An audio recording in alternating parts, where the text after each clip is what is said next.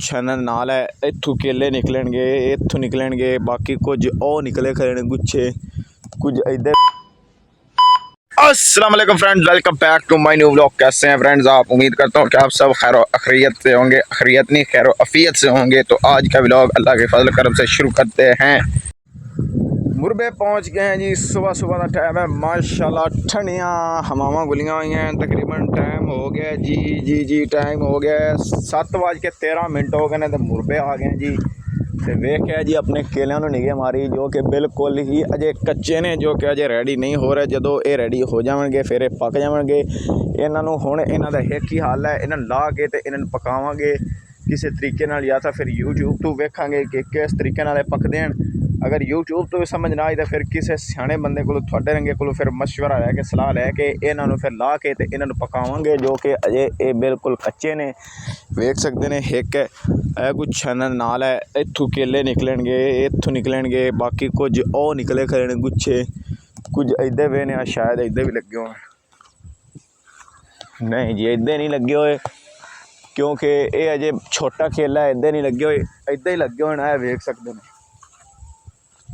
ਇਹ केले लगे हुए। इन्हों का अजे मौसम नहीं आया, ये पकण दे बिल्कुल रेडी ने। इन्हें लावांगे, इन्हें किसी तरीके नाल पका के फिर इन्हों का जूस बनावांगे। जूस बना के फिर जूस पीवांगे, फिर वो अलग ही मज़ा आएगा। फिर वेख सकते हैं ये अजे रेडी नहीं होए। तो आए हैं जी यार मुरबे। रेहड़ी का वेट हो रहा है, पट्ठे शट्ठे वढ़ लेने, पट्ठे पे हुए ने। जो फिर रेहड़ी आ जाएगी उन्हें तो फिर पट्ठे रख लवांगे। तो फिलहाल तो अजे रेहड़ी का वेट हो रहा है। अजे मुरबे च कोई भी नहीं, वेख सकते हैं पूरे मुरबे च थानू कोई भी नहीं नज़र आएगा। वेख सकते हैं बदल बने हुए जी, माशाल्लाह खूबसूरत मौसम बनया हुआ है। तो यह अमरूद लगे हुए हैं जी साढ़े, जो कि अजे ये भी बिल्कुल कच्चे ने। वेख सकते हैं अजे अमरूद हैं लेकिन हैं अजे कच्चे कचाट।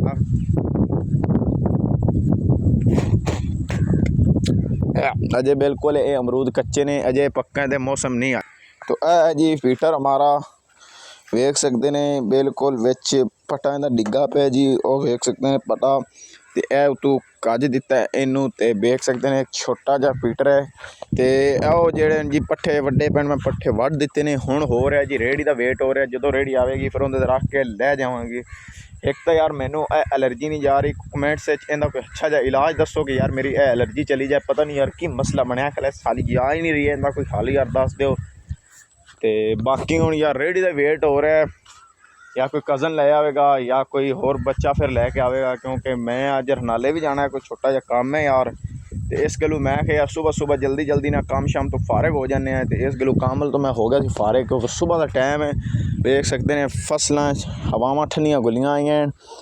तो अमरूद भी नाले खावन आए सी, लेकिन अगू अमरूद तो जेडे है ये फिर कच्चे निकले। इन्होंने अज फिर रेस्ट दी है, अज इन्होंने नहीं खाना। इन्होंने तकरीबन हुण उदों ही खावांगे जदों ये पक जावणगे। तकरीबन एक 10 या 15 दिनों के विच ये पक जावणगे, फिर इन्हों खावांगे। और केले जेडे हैं ये भी अजे बिल्कुल सारे ही कच्चे हैं जी। वेख सकते हैं तकरीबन एक गुच्छा लगा हुआ है, उत्ते एक होर लगा हुआ है, उत्ते एक होर गुच्छा लगा हुआ है। तकरीबन 3 गुच्छे केलियां दे लगे हुए हैं। तो ये भी अजे बिल्कुल नॉर्मल कच्चे ही हैं। तो बिल्कुल अमरूद भी कच्चे हैं। दे बाकी यार रेहड़ी का वेट हो रहा है, जो रेहड़ी आएगी फिर पट्ठे रख के ले जावांगे। रेहड़ी शेड़ी साड़ी आ गई सी। वेख सकते हैं पट्ठे हम साढ़े जा रहे हैं, असा हम जा रहे हैं घर। तो फिलहाल यहाँ पर ब्लॉग का एंड कर रहे हैं। इंशाल्लाह नेक्स्ट ब्लॉग में जरूर देंगे। वीडियो अच्छी लगे तो चैनल को सब्सक्राइब, लाइक और बेल आइकन को दबा देना। हमें इजाज़त, मिलते हैं अगली वीडियो में। खुदा हाफिज़।